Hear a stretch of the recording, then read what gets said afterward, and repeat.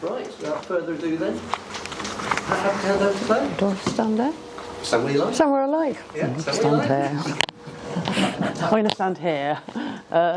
Right, well, unaccustomed as I am to public speaking, yeah, up Sewage Creek. So, I mean, I guess that you all know about the awful situation that's going on in our watercourses and rivers and seas and tributaries and everywhere where there's some water, it's seemingly full of shit at the moment. And so I suppose I'll give you a little bit of history of how we sort of up Sewage Creek came about, really. I live in Coton Hill, and I don't know if anyone knows, we've got a lovely little footpath that runs alongside the river called the Pig Trough, and there's a little park called the Flash Garden.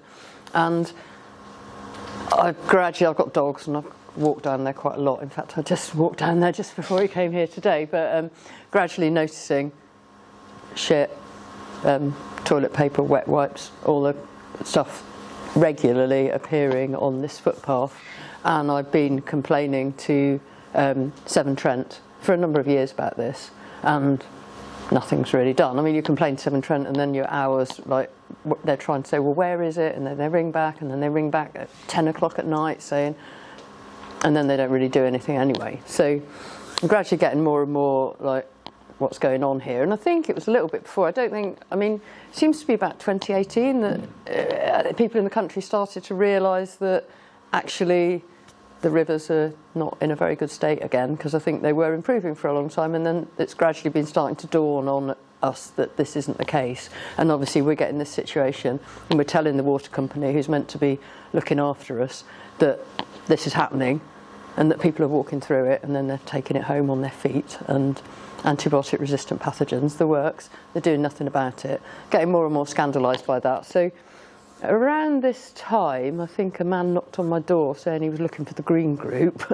and he was, similarly scandalised by what was going on in the river. And sort of one day, I think there'd just been really intense rain, climate change rain, and so there's not even flooding anymore, and there it all is. And I'd just come back from walking the dogs, and I was fed up, so I just knocked on one of my neighbour's door, and that was Jane, and that was kind of how up Sewage Creek came about, really. And so we did a little bit of research, but didn't really know that much then, to be honest. But we decided to organise a meeting, so in the Friends Meeting House, we flyered the whole area. And saying we were going to have a meeting. We got Pete Lambert from the Wildlife Trust to come and talk. We had Melissa, I can't remember what her name is, but she's a nurse, and she swam the length of the Severn and became ill. And can't remember who else we had. But anyway, so we had this little meeting, and it was informative. We had 50 people came, all from the local area. And what was really interesting about it is there's some flats, Coton Manor flats. And for them, the Pig Trough is their way into town. They walk into town. So the largest contingent of the community came from the people who were most affected, which I thought was quite interesting. And so we were really well attended, and we did half the meeting as People's Assembly, which was really brilliant, actually, because it really everyone felt they were involved and listened to. And then the following weekend after the meeting fell on the day that the Conservative government were whipped into voting against the amendment to the Environment Act that would have put pressure on, that would have caused the water companies to stop much sooner than they're going to, polluting our rivers with sewage. So then we'd actually organised a little march. So we had a little march through Shrewsbury about a week after the meeting. About 100 people came. And I mean, that's the thing. It's like, I was just saying, I've got friends today, and I was just saying, well, I was coming to speak at the Green Party AGM, so you're preaching to the converted then, aren't you? And I was like, well, with this, and that's the thing about this issue, everyone's converted. I mean, maybe Jacob Rees-Mogg might still want to carry on putting sewage into the rivers, but nearly everybody you speak to is on side. And so it's got a mass popular appeal. But from there, I suppose we really started to realise just how bad the situation is, actually. And I should really go into some statistics here, but I don't think I am. So I think I'll just, 45% of the damage being done to the rivers. Obviously, there's the situation with the farmers and the runoff from the slurry, etc., that's farming, chicken farms, etc., which is really bad, particularly on the Wye, but also on the Severn. And then But 45% of the damage being done to rivers is being done by the water companies. So that's a vast amount, really, isn't it? So, and these people, we're paying them 48% of our bill to deal with our wastewater. And since privatisation, there has been £72 billion has been paid to shareholders. So they haven't worked on the infrastructure. Obviously, the infrastructure is crumbling, and I have sympathy for them, actually, because to sort it out would be the most enormous job, terribly disruptive. But I think what they're just doing, it's too difficult. We can't do that in the next 5 years, so we'll just pay some more money to the shareholders, is what's going on, which I'm sure you're all well aware of. So, I mean, where did we go from there? So we had the march, and I mean, we've been getting an awful lot of publicity. Everyone wants to work with us, interestingly. It's sort of, the town council's really on board, which is interesting, because they had a meeting about this, actually, with Pete Lambert, probably last spring 2021. And there is going to be, the Town Council are organising a public meeting about this. It's probably going to be in the first 2 weeks in February now, where everybody will get to come along. And so the Town Council are really on board, and possibly even the County Council, I imagine, to actually do something about this and put pressure on Severn Trent. We also had the council also got James Jessic, is it, who's the operations manager for Severn Trent, down to a council meeting a few months ago, and we all heckled him quite admirably well, I thought, because he was just, you know, they give you all this blah, there's never been so many otters in the river, the rivers have never been so healthy, and they're just giving us so much blah. But, and so yeah, anyway, we've got a mailing list, which is quite big now. Like I said, we're working with the Town Council. Severn Trent, actually, we actually had a guided tour around looking at, which Severn Trent gave us last week, I think it was, or the week before, a guided tour. So they took us to look at a CSO and how that operates, and look at the monitoring system, because now they have to, as a result of the recent Environment Act, they have to monitor all the CSOs, which I'm sure you know is a combined sewer overflow. No? Oh, okay. Okay, so basically the problem is that rainwater, as well as the sewage, in the older systems, which a lot of our sewage system in the UK is, the older systems are the sewage and rainwater, runoff, goes into the same system. And so when there's heavy rain or flooding, in order to stop houses flooding, backing up through the toilets essentially and flooding with sewage, they are allowed to allow any excess overflow into the rivers. And I mean, when we had a smaller population, the rivers could probably cope with that. But now the population's got bigger, more and more of the areas, more and more of the country has been paved. So when it rains, everything just, there's so much more runoff. We've got all the roofs, bigger population, more sewage. So the situation's been getting worse and worse. And with lack of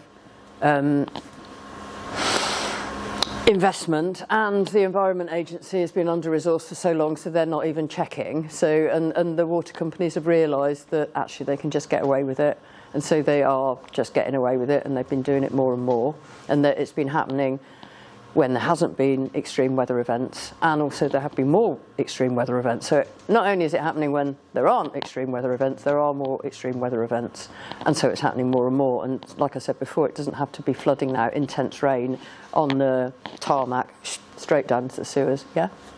Why is it, I looked at this with Julian a few years ago, and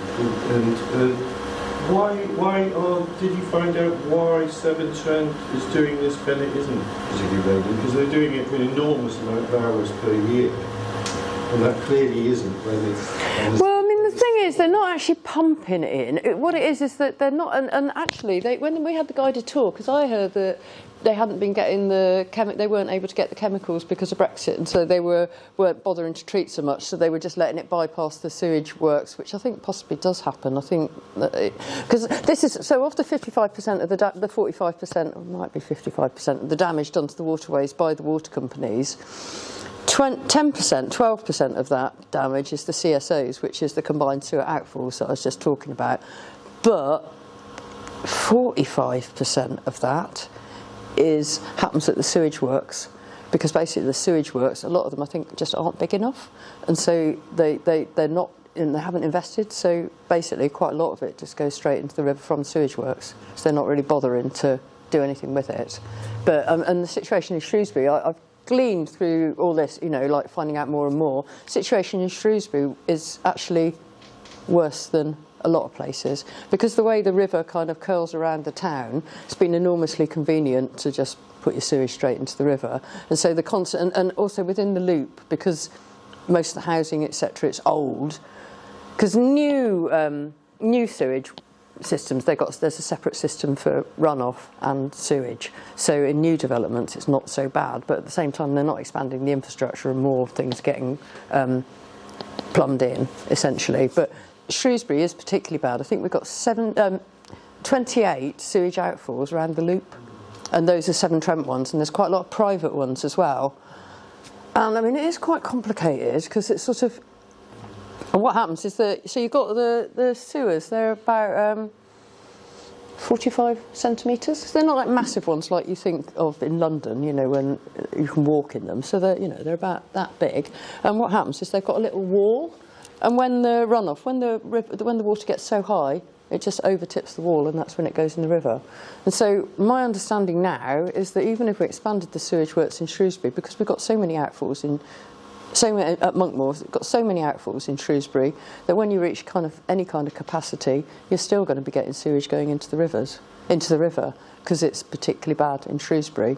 And this is what, I mean, when we had our tour of the sewage works, I mean, admittedly we had Stuart, who's the Severn Trent Ranger, so they've appointed these rangers, who I feel really sorry for him actually, because he knows how awful it is, and he's actually really nice, and he's been given this kind of greenwash job.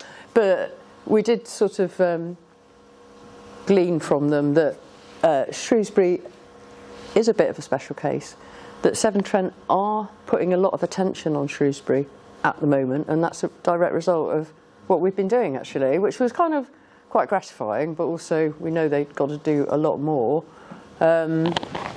So, yes, I've lost my thread a bit now. Yeah, so we're having quite a big effect, and obviously across the whole country. I mean, hopefully in every town and every city and every village, there's like groups like up Sewage Creek, which I actually think there probably are. Kind of getting out there and making a fuss, but I'm realising that it is making difference, because actually the rangers are now going to start monitoring the water, that they're actually starting water testing as well. That was the thing I was going to talk about, I forgot about.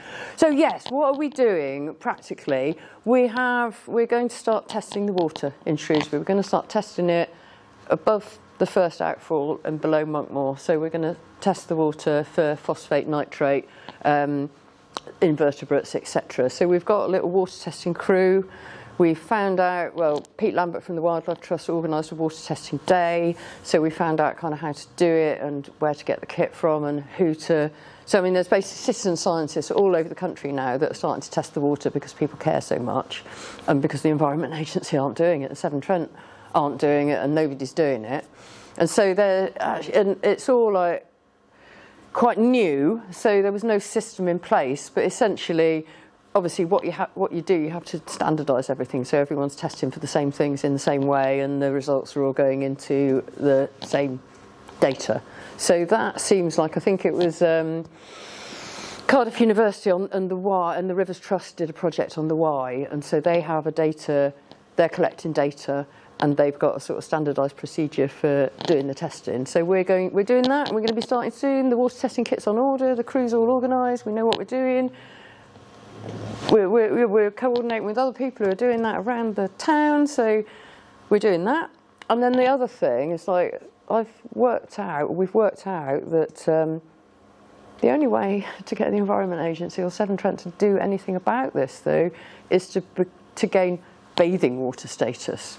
And so in order to actually get any action, which is like pretty horrific in itself, basically, because it's like, you know what, if my dog pooed on the pig trough and someone saw me not clear it up, then I'd be getting a fine and all kinds of stuff. And yet, the water company, I pay 40, well, I don't anymore, we've stopped paying half our bill, but we were paying 48% of our water bill for them to not pump sewage onto a local footpath, which actually is why I think partly Severn Trent are probably quite focused on Shrewsbury, is because they know that we know that they know that it's going on a footpath, and they've done nothing about it for years, which is, I think that's particularly shocking. I don't know for sure, but I don't know if there's many parts of the country where that's actually happening. So I think that is probably part of the reason they're quite focused on Shrewsbury. So in order to do the bathing water status, it's an awful lot of work. It's 18 months of work. You have to be doing water testing. So we've got the water testing going on nearly. And then, so you have to be doing the water testing. There's a big application you have to fill in. And then you have to survey people who are using the river for swimming and paddleboarding and kayaking and rowing and whatever they do. Well, I used to swim in the river, but I don't anymore. But anyway, so those brave people who still go in the river, we're going to have to interview them. So we've got to choose some beaches or whatever. But we're going to be getting a lot of help from the Surfers Against Sewage. I mean, that's the thing, there's a lot of help available. And the thing is, it's like, in order to gain bathing water status, you don't have to have clean water. So it's not like we have to clean the water up before you get bathing water status. We could get allocated bathing water status, but we would be allocated poor. So because the water quality would be poor. So we've got bathing water status, but the water quality is poor. So we'd be doing it as essentially a campaigning thing, because this is what we're a little worried about, that people might think if we get bathing water status, we've solved the problem, but really we haven't. So it's about campaigning. So it's like we've got bathing water status. What's the state of headline news on the Shropshire Star? Shrewsbury's bathing water is poor quality. So that's what we're kind of looking for. And then that's going to force the Environment Agency to take action, as Severn Trent will have to do something. And I mean, what can they do? It's like get rid of all the cars that are parked on the streets. So Shrewsbury, replace them with occasional electric ones that everyone share. That's my dream, and yours, I'm sure. So that you could free up car parking spaces to plant gardens. So you could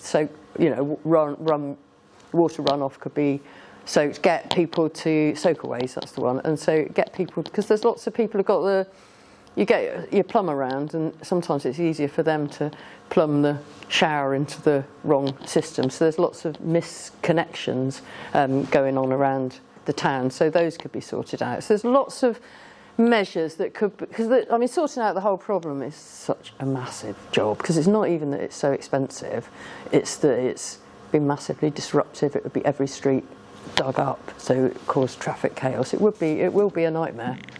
But there's lots of and take a really long time, by which time, if we're not careful, the river will be dead. And then we'll be dead, because we depend on the water as much as the fish, don't we? So there's lots of things we can do in the short term, really, and it's about sort of communicating about that and just carrying on making a fuss, I suppose. But we're doing making a fuss. We've got a meeting, or the town council are organising a public meeting, so hopefully that'll be quite a big meeting and quite informative. So we're working with them, doing the water testing, get the bathing water status, carry on making a fuss, making a noise, and it's all we can do, isn't it? And so I suppose, any questions? I don't know, was that informative? Do you liaise with angry? Yeah, well actually we want to more, actually, but yeah. Because I'm the town councillor for Redbrook. Yeah. So in our Recreation and Leisure Committee meeting 2 or 3 weeks ago, they said that various competitions, prestigious competitions which are taking place on the river, aren't taking place. Yeah, because there's no fish. Yeah. So are you able to liaise with them? Well, that's something we've got to get on. We've been talking about for ages. I mean, I suppose up to now we've been waiting for people to come to us, or not waiting for people to come to us, but people have been coming to us. And actually, if anyone wants to join the mailing list, we've got a website. It's upsewagecreek.com, and so that's probably the easiest way of getting on the mailing list would be to go to the website, and so then you get on the mailing list, and then. But yes, we need to. Actually, we're looking for angler reps So we do need to appeal to not specifically for this, but XR, the Midlands XR want we are going to be doing some big stuff on rivers kind of come the spring, and so we kind of need swimmers and anglers and to help with the bathing water status. So yeah, we do need to. But I don't know what all the angling groups are called, and we need to get onto Shrewsbury School, and then there's the blue tit swimmers, and you know there's quite a lot of people that use the river. So yeah, we need to. Just one angling club. It used to be the Shropshire Anglers Federation, right? Which they changed their name because even though they're called the Shropshire Anglers Federation, I'm not an angler by the way, but I used to be involved in countryside management, so I used to work with them. They only cover Shrewsbury, so they I think they're just called the Shrewsbury Anglers Trust or something. But it's right. One group, and they're the ones that have got Sydney Avenue, and I think presumably they manage the angling when events are going in the. Yeah. So I would. I mean, that's basically, we have got to get a bit more proactive and contact all the groups that use the rivers. And group we Shrewsbury Triathlon. Yeah. They would definitely want to get on board. Yeah. Well, yeah, because I mean, they swim up by the showground, where they swim above the first outfall, basically, where it probably is quite safe. But it's like the first outfall is pretty much the pig trough where that footpath is. That's pretty much the first outfall. Fall in the town, and so above that you're probably safe, but then it's more difficult to access the river. I mean, I suppose you're right on the mount side, aren't you, because you can get down to the nice beach there and it's probably reasonably okay there, but for anyone else, if you can't really get into the river from our side of the river unless you via the showground, but you haven't got public access to the showground really, so you're limited as to where people can go. It's safer upstream, presumably it's not that safe, but that beach area is used for hundreds and hundreds of Yeah, I mean, I think, yeah.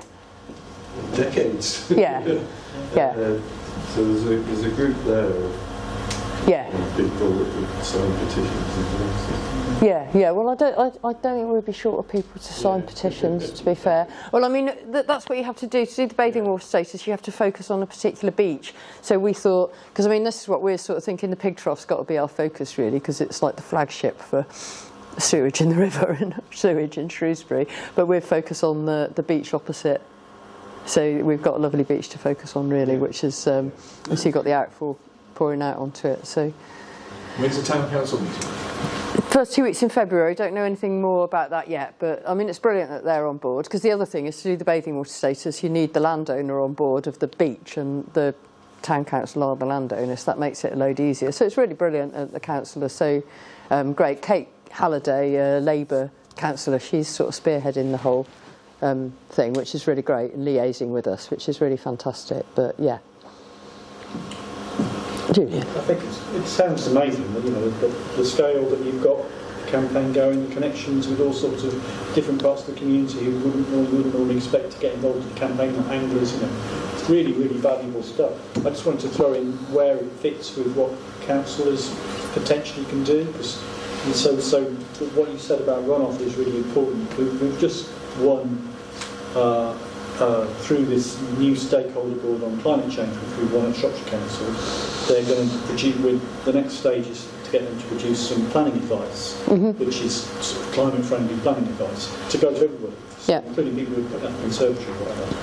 Obviously, that's a really useful prompt for us to go back and make sure that soakaways, and runoffs, and and just that's yet another reason why you need green spaces within developments, within roads, and all that. So that's really helpful. The other thing is that there's just to share this really, there's green councillors down in Lewis did a lot of work on this, and one of the problems is that new development has an automatic connecting right. Yeah. So there's no so the water companies can't say we haven't got the infrastructure. Yeah. They just have to say yes, we'll connect. Yeah. So what Emily has done in Lewis is sort of put together a way of at least getting the planners to say to the water companies, but what will be the cumulative impact? So even though in a way it won't affect the planning decision, but put some more pressure on. Yeah. So that piece of policy has been one in Lewis, and green councillors are now introducing it around the country just to begin to highlight it. Yeah. As you have. Yeah. That's what it's all about, isn't it? Yeah. So, soakaways would make a big difference. So yeah. Can I ask about schools? The water testing project has fascinating from the perspective of education. Yeah. If you've got children and their parents interested and involved Yeah. in it, it spreads. These Yeah, and that's a really good point, actually. Yeah. Because I think the university have got something we were going to contact the university because I think they're doing something as well with the water testing. So we were definitely, I'd forgotten about that, but yes.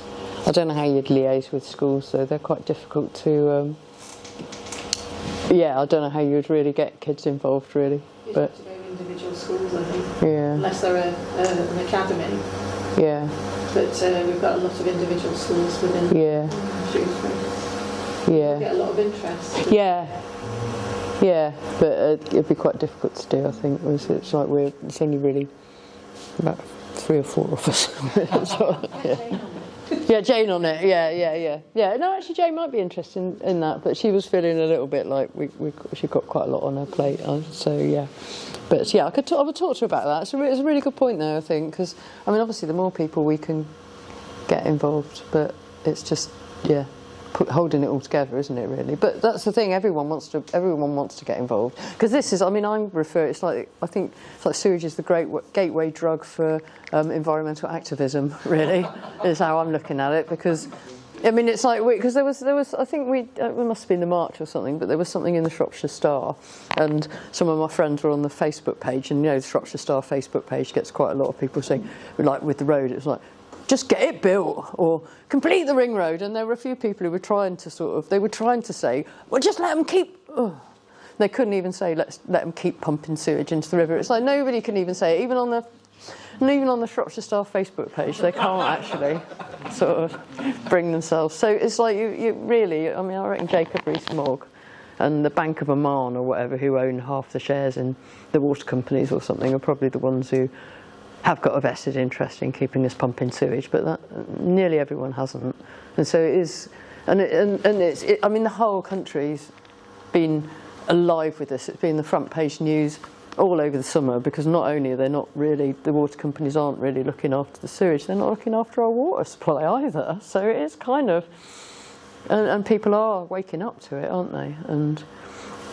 But at the same time, I think we need to work with the water companies as well. We're all in it together, aren't we? So we've all got to work together. And I mean, and the higher echelons are obviously, getting a lot of money. And the reason they're getting a lot of money is because they're really good at getting companies to siphon lots of money to shareholders and not actually sweat assets, which is why Liv Garfield gets paid so massively much, I think.